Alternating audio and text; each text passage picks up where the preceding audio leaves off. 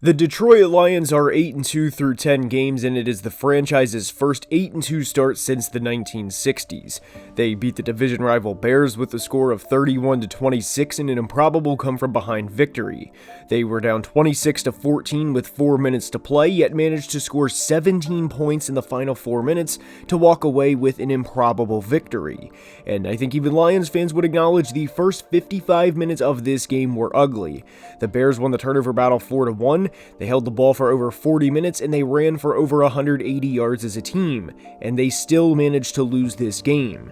And in today's video, we're going to break down how building the right culture can completely turn a franchise around. This has been a few years in the making for the Lions, and we are seeing the results of a few years of hard work from the coaching staff and scouting department, and it will probably pay off with a division title and hopefully a playoff victory this January. And on the other side of this, we're going to discuss how not building a culture really at all can keep a franchise in the dump for several years. And this would be exactly what the Bears have done since Matt Eberflus took over as head coach. As lifetime, he is just 6-22 as the team's head coach. And there is a lot to dive into for both franchises, and without further ado, let's begin.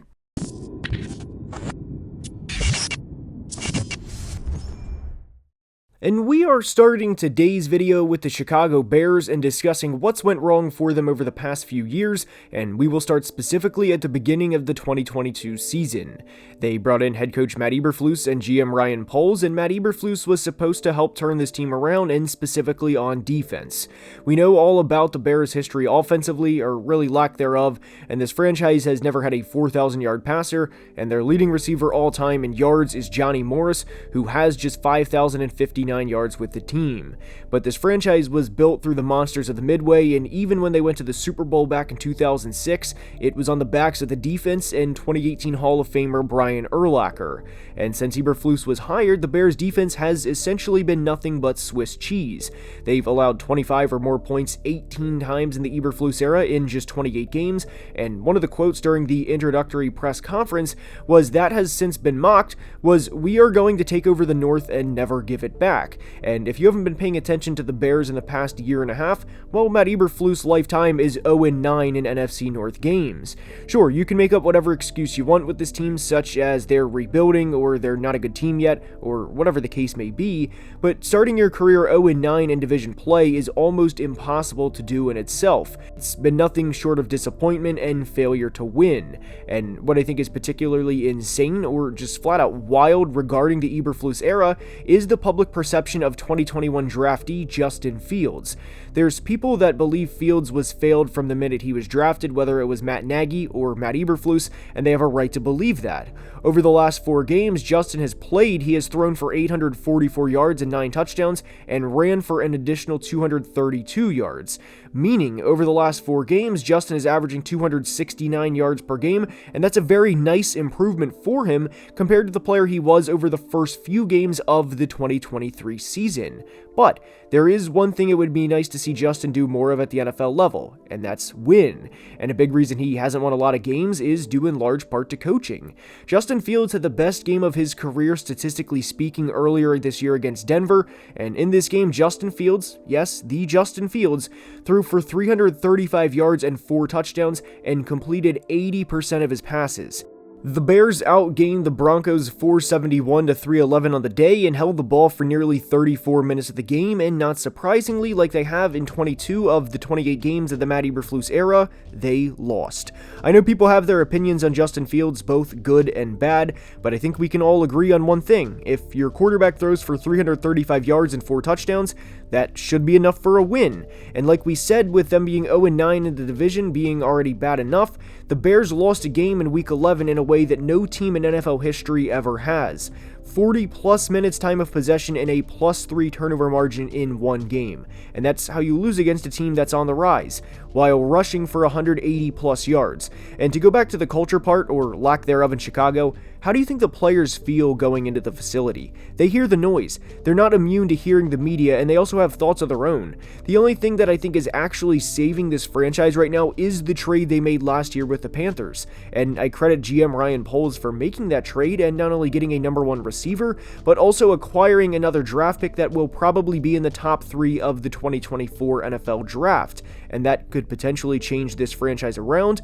But do the active Bears players care about that? No, and they shouldn't. They're in the middle of a season in which they will lose double-digit games, and a season that should at least get the head coach fired. And the only hope in this locker room is the 2024 season will be better, and that maybe we can win a division game or two next year.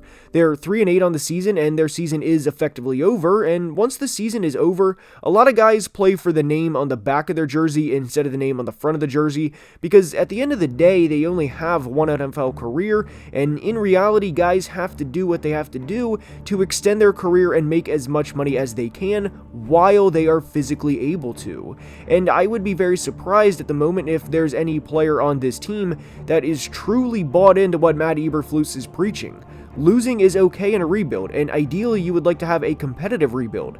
But under Eberflus, they have 10 double-digit losses and only 6 actual wins. I actually don't think the Bears roster itself is all that bad, but this is a prime example of what a bad head coach can do to a franchise, and that's start your career with 9 division losses and lose in ways that simply shouldn't happen.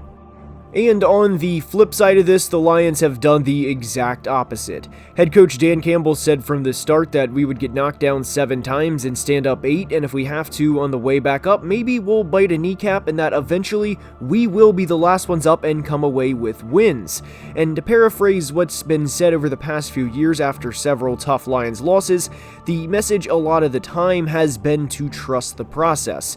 And even when the Lions started the 2021 season with an 0-10-1 record, they finished the remaining part of the season 3-3 and would finish the 2022 season with a 9-8 record. But within that 2022 season, there was a ton of adversity as they started the year 1-6, which included a 29-0 loss in New England and a 24-6 loss to the Cowboys off their bye week.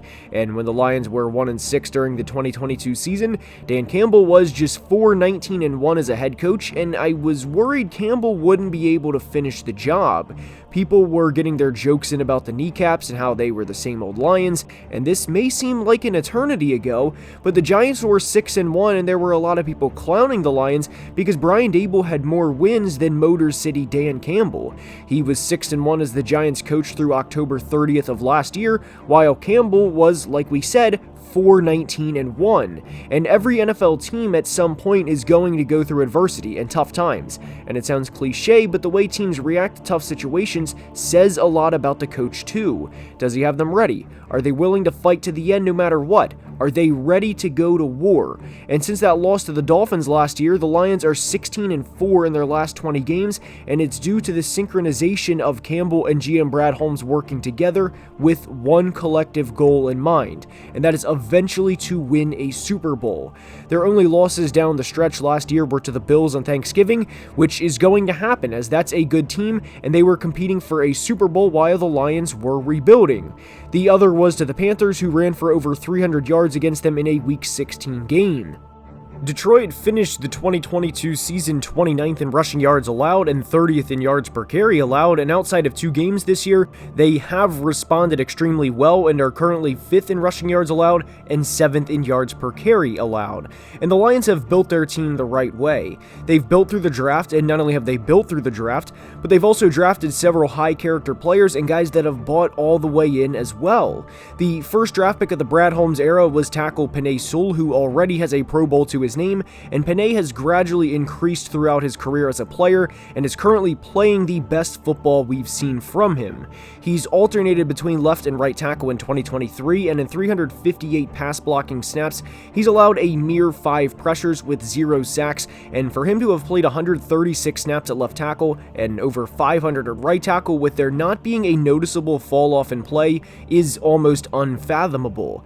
Playing right tackle versus playing left tackle is night and day, and when you kick out against a pass rusher from the right tackle position, your left leg and the left part of your body is essentially the anchor to keep you grounded so guys don't bull rush and go straight through you. And it's flipped for left tackle, so for a guy to have this type of not only athleticism to be able to play both sides on any given notice, but to play at a high level too, speaks volumes about the player Penei is. And this is a tone setter in the locker room. This was the number 7 overall pick 2.5 years ago, who will almost certainly be a Pro Bowler this year, and if he stays healthy, for years to come.